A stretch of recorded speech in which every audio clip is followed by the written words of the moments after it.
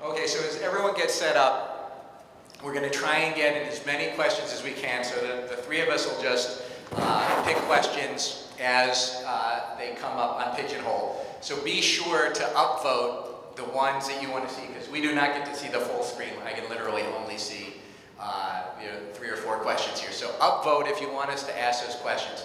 And when we call on people from our respective groups to answer, or if anybody else wants to answer a question, be sure to just stand up. Don't raise your hand, but stand up, and we'll call on you.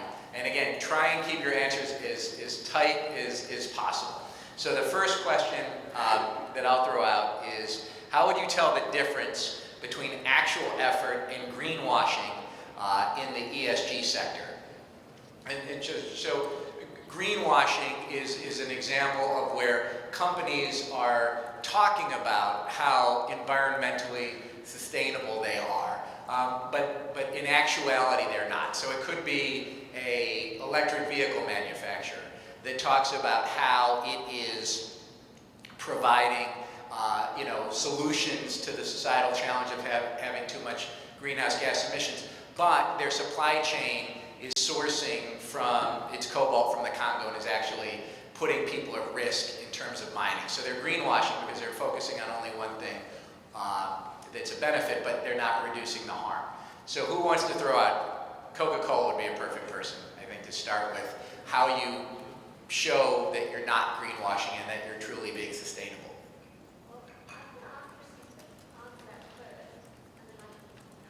I'll ask Tristan to answer that first, and then I can comment, because she can give it to you from a measurement perspective, and then I can give it to you from an operational perspective. So, right. I think the definition of greenwashing is quite clear. Yeah. If you only plant trees for the sake of offsetting carbon, that is very obvious. But in order to define that, whether you have a strategy about ESG, it goes beyond 1 page or 2 page of policy. It needs to be justified with the action plan. And like Belinda mentioned, how are you tracking the performance, how are you measuring that, translating into opportunities. So I think it's quite obviously nowadays that there are some touchy subjects like coal fire, but it doesn't mean that coal fire is a no-go in certain industries, certain countries, right? It's all about how are you reinforcing this value and then translating in your wider stakeholder, including your supply chain and customers. Are you sticking to the same principle, applying to how you supply your suppliers, or you just cherry picking whatever is convenient and then paint a very beautiful story? But behind the scene, you may have child labor, you are not talking about renewable energy, and you certainly don't have a governance strategy in place to talk about data privacy, for example. So all those are the examples that can be justified to answering whether a company is doing greenwashing, or they are check the box about ESG, or they actually get ESG integrated into the whole decision-making process.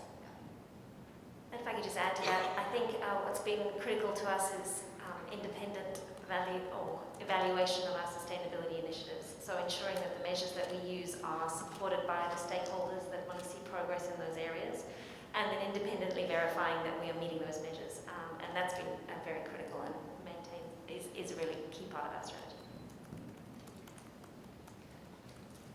So I'm going to follow up. So if you're going to be promoting your business as being more sustainable, you can't, you can't just focus on one side of the ledger, which is what your benefits are in terms of reducing greenhouse gas emissions or reducing water usage.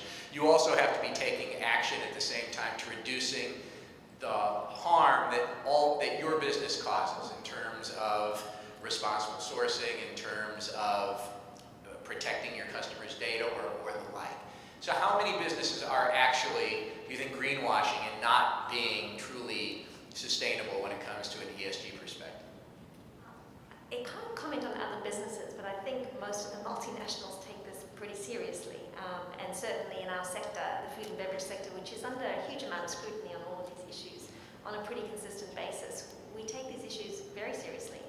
And it's not a matter of greenwashing. You have numerous check-ins and governance processes that ensure that you are meeting the targets that we set, and that we're doing so in a consistent fashion and achieving them in the timelines that we've set. So it's it's a monthly, quarterly, annual reporting process based on measures that are predefined and agreed that we have to commit to and deliver. One thing to add is, I think it's the company's decision whether they want to be serious about ESG or they choose to be greenwashing. But then the performance or the stakeholders or the investors' radar on that is not optional, right? So as much as you want to plant trees, if that achieves your value, by no means go ahead. But I don't think that is enough anyway. So now it's not an option to choose which side. It's about to get serious and how to get serious about ESG performance. I think I'd just like to follow up. There was a question, and I can't find it on my little small screen here, but it was a question about whether ESG and sustainability is just a PR stunt. I think you answered that also, Belinda. I think the answer to that is no. Everybody's taking it pretty seriously, and as I think you also said, Trista, during the session, ESG is actually a concept that is developing and evolving. So. Just wanted to say that. I wanted to ask one other question here that came up, and that pertains to healthcare. What would you vote as that one technology advancement that has truly transcended the traditional healthcare sector? There was a healthcare representative in one of the sessions. Marine?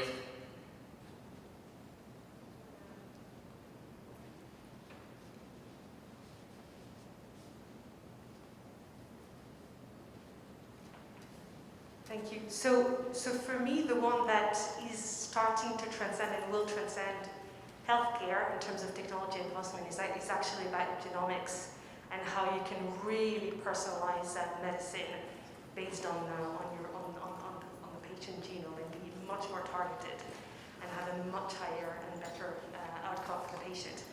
And of course, there's a lot of technological arrangement enabled by digital that are making a big change and great progress, but that is the one thing that I think will really transform healthcare deeply over the next years to come. Did you want to add something? Sure. Just personal opinion, I guess. Another area, perhaps no surprise, what we call patient enablement, use the word portal platforms, right? And that's something that's been in development for quite a while. Only now we're starting to see really low friction, higher value, beyond an app that just gives me WebMD results, right? It helps us in our COVID testing, it helps us in various things. And why is it transformational? Because that changes expectations on the health organizations themselves, right? So we've used the word patient-centric for a very long time. I think having experienced it, the average citizen, the average patient will not stand for, the older way of customer experience, if you like.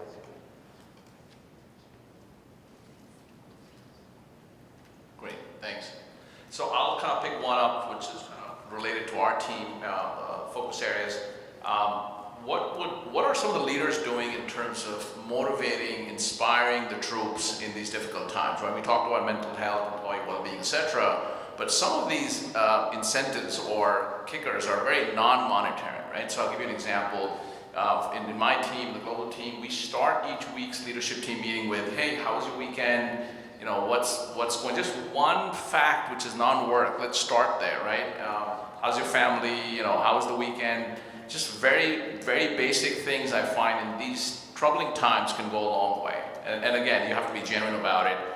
Sometimes, we've just sent a basket to a particular basket of goodies or whatever it is, flowers be it, to particular team members. It's just so uplifting. We've sent care packs, around Christmas time. So I'm just kind of wondering, somebody that has 5 or 6 likes here. So any other kind of best practices that you're seeing that leaders and others are doing around kind of uplifting, motivating the troops? That would be great to hear. Any sound bites? Were you all happy and motivated? All right, cool. Okay. Two examples that I can share from what we did. One is really, given the fact that we are in a coaching business ourselves, so early when the pandemic hit us in March, pretty much for most of the leaders and mid-level managers, we actually provided one-on-one coaches to them. Someone that they can work with, which was a huge investment for the organization to make, but that was an investment that, even like sort of for 6 months down the line, we actually had an overall outpouring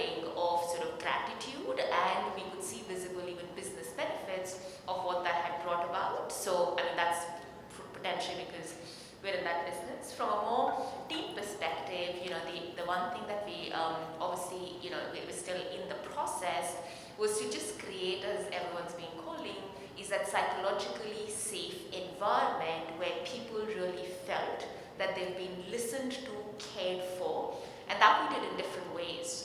So, our CEO came out and, we did town halls, which we sort of called Ask Me Anything, and it was not business related, but, it was pretty much people can talk about, ask questions, and we used actually technology in a way that enabled people to be anonymous, enabled people to feel safe, so, they could really have an outpouring of emotions or questions.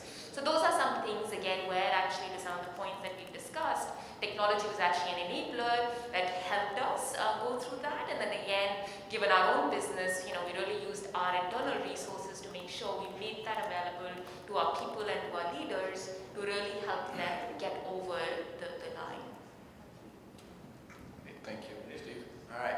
Oh, go ahead. Just a real quick one, just to add to that. So one of the things which we did as well, and we are continue to doing, is as we are looking into this new ways of working and remote working, we understand that it's also understanding certain disciplines which take place in order for us to embrace that remote way of working. And a lot of employees at times, embrace it quite well, where it means you need to be present, you need to really take ownership, you need to consciously disconnect, which means from technology. So a lot of times when you're on Zoom calls, so this whole aspect of virtual collaboration requires a different mindset, and we came up with basically 6 or 7 disciplines where we actually train them in order for them to really optimizing that remote virtual collaborative experience. And we saw where folks starting to engage a lot better, and they were really taking a lot of more ownership in driving some of those conversations, and it was really connected to not trust, but team morale and motivation. So I just wanted to share that. Great, thanks. Hey, Jackson, can you take the mic all the way to the back? Take one of those mics all the way back. Nate, I'm calling on you, and then Elisa, I'm calling on you. So Nate, your question is how the lessons of the pandemic for efficiency, cost, and organization culture affect deployment of new headcount between different APAC jurisdictions post-pandemic.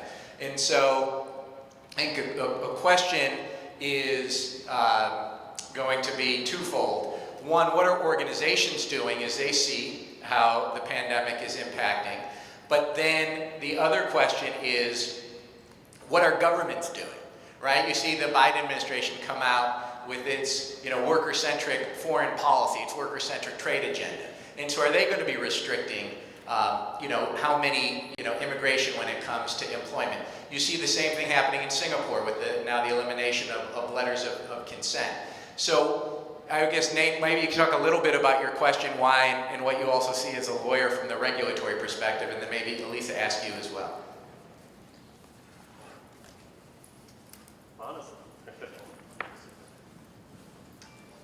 Actually, it was more from a consumer citizen perspective, just curious what the folks on the HR panels were saying.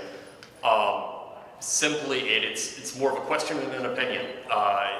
The lessons we'll learn after 12 months of what you can do when people are together, what you can't do when they're co-located, does translate into personal and organizational opportunities.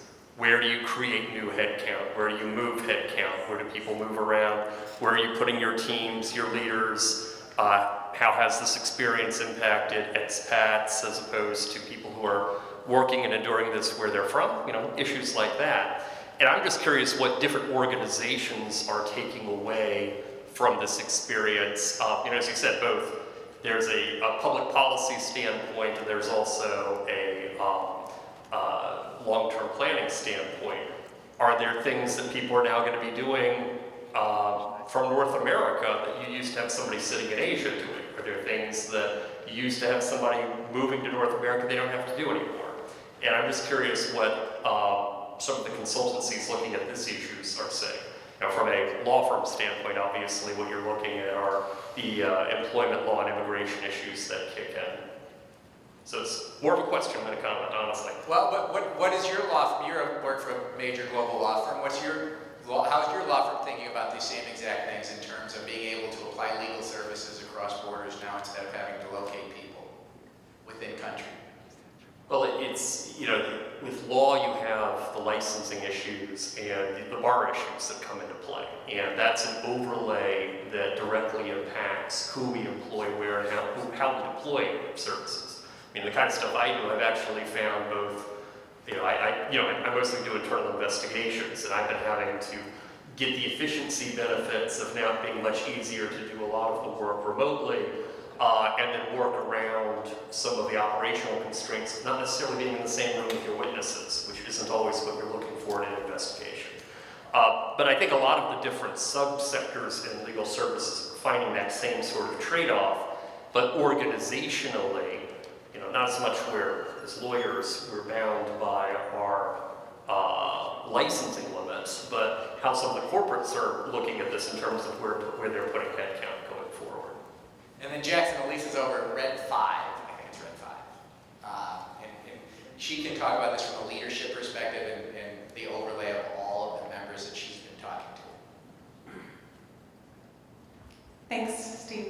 So I think I'll speak about it from a Singapore point of view, and Jen mentioned recent research we've done, but beyond that, I think that it's an opportunity for organizations and for government, and looking at it from an opportunity angle, many organizations are saying, how can we give more exposure to our Asian leaders? That's always been a challenge. Here in Singapore, I think the manpower study that AmCham does tells us that there's still a gap in terms of having as many Singaporeans in senior leadership positions, especially in global roles. So this is an opportunity. How can you now increase exposure without having to move people per se? We've noticed more people are being put into regional and global roles here in Asia, more Asian leaders this past year, because some of the idea that with borders and you have to be in a certain location to have a certain role has diminished.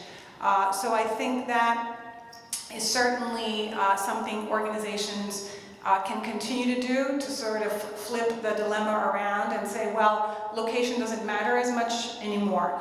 Of course, there are tax implications and legal implications in terms of where you put people, but I also do think from a government standpoint, it does put pressure on the government here in Singapore to see that it is easier also for organizations to move certain roles or positions to other countries in the region as well. So there I think there's an ongoing urgency and recommendation to the government to continue to foster a very inclusive and global mindset for international talent as well as Singaporean talent.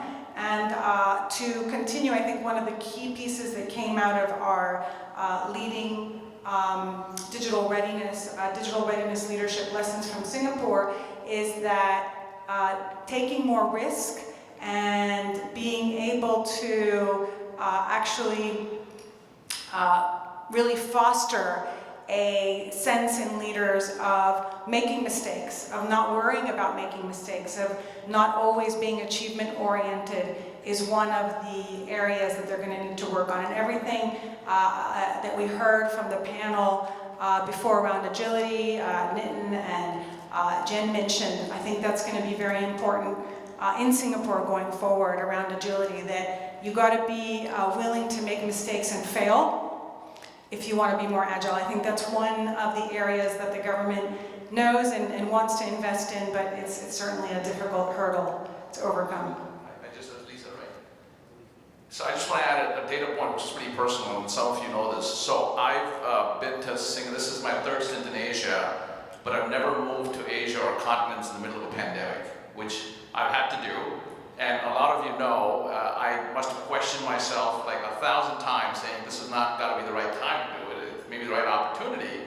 But to your point there, at times first of all, you have to take some calculated risks. Of course, you have to have the right company kind of sponsor you, back you up, etc. But I found, particularly when there's some leadership moves happening, the government in particular has been extremely accommodating and facilitated those moves, even if the pandemic is kind of raging.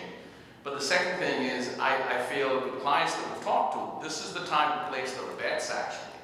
And yes, there's a lot of caution and downturn, etc. But I think the aggressive companies are looking at these times to place those bets so that when things turn, they're already starting to turn in Asia.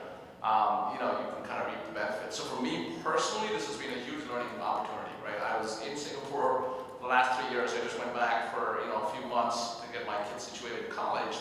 But hey, it was just the right time. Maybe they delayed it. But now that I've come here, it's very easy to then operate from anywhere in the globe, which a lot of our clients are doing. Hey, just wanted to, oh, by the way, I'm in Seattle. Who would have thought? We're having a conversation, but they're in Seattle, but that medium's become so ubiquitous now, and it's just like seamless. So anyway, I just want to kind of share a little bit of personal reflection. Thanks. Thanks. So we've got 5 minutes left. I'd like to combine two questions. Going back to my little group on ESG, really two good questions, I think. The first one for you, Tristan. The second one for you, Belinda. Or you can, feel free to share experience and insights. The first one is, how do leaders set science-based sustainability goals? I think with your consultancy background, Tristan, that's one. And the second one is, how can NGOs and trade associations help or partner in driving ESGs on climate change? That's for you, Belinda. You work through associations, as many of us do, and I think this is a great question, and it's tying into what we talked about the collaboration between civil society, NGOs, government, and industry. Thank you, Jannik. I was hoping you won't ask me that, because that's certainly not my expertise. My background is more on the due diligence side, but I do have the practice to talking to clients why the need to set a science-based target. I think the short answer is that from the corporate strategy, how are you able to communicate to the stakeholder by when, how much greenhouse gas percentage reduction do you want to achieve? And that exercise is through setting a science-based target, understanding what's baseline, what does it make sense in the 1.5 degree scenario. And then of course, there's different methodology you can apply. I think the widely or most commonly accepted or discussed one of them is called TCFD. So that is a discussion that I think we can have. But unfortunately, that I'm not an expert on that, so I won't be able to answer more than that. Sorry about that.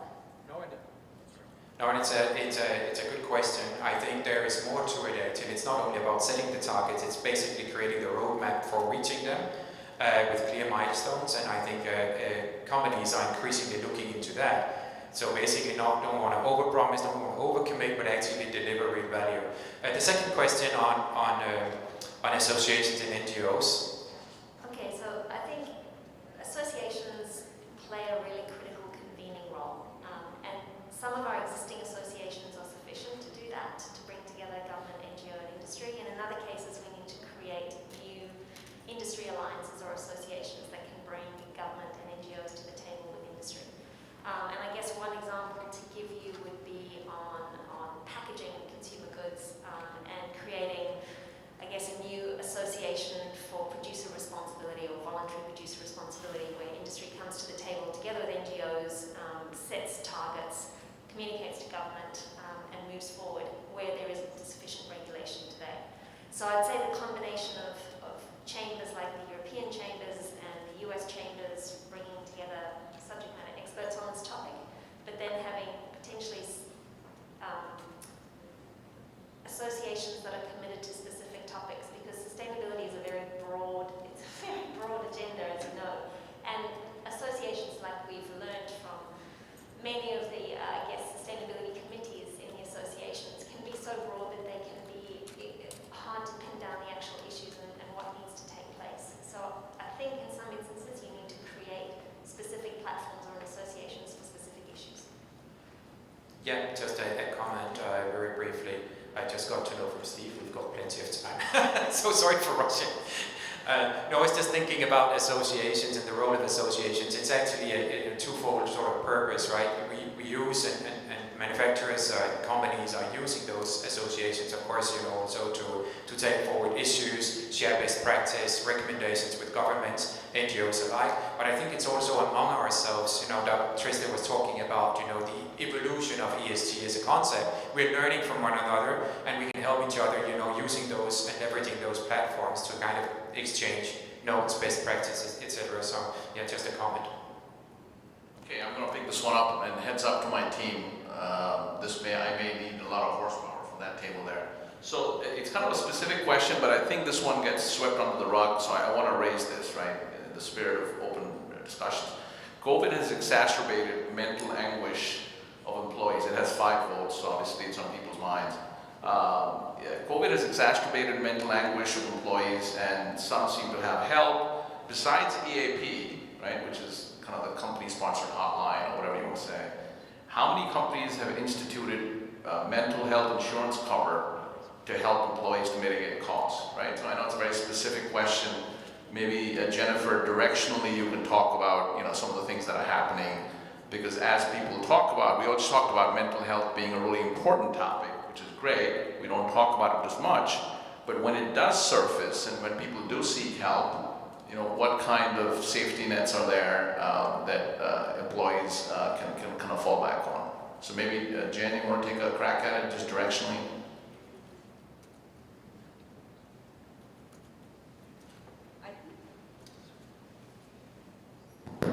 Can you hear? All right. So I'll tackle that from a few angles. And one, of course, regarding the program, that is really from the organizational level and how we're providing those programs and mechanisms to support our people, right? So EAP, which I mentioned earlier, is the employee assistance program that we provide a third party to support our people, not only our employees, but also their family members. And I personally also benefit from that EAP, because last year I was literally stuck in the house with my 2 boys, right? 2 boys, literally. And then with the family and with the work, so I literally call EAP. So I thought that is a great support to our people. So that is a support from organizational level. But again, there's another level is from the leaders, right? How manager providing that mental support for their team members and show empathy. So that's why nowadays we're talking about empathetic leadership. So important how we support our people to be effective at their work and make sure our people feel, oh, I got your back, right? And last but not least is employee self. Ourselves. We are gonna, be strong and going through this pandemic together. So we're gonna figure out a way how to build that strong or build the inner strength for ourselves, right? So why don't we find our own channels, right? Find our own outlet to find opportunity to strengthen ourselves. So I think those are the 3 key pillars I was talking about. Great, thank you. Okay, wait, last question, and everybody who wants to answer, literally like 2 words, all right? So the question, Maureen, you're going to go first, I'm warning you. What would you vote is the one technology advancement that has truly transcended your sector, so you can put whatever sector in during the pandemic era? Could be whichever technology, approved, and you're going to be second.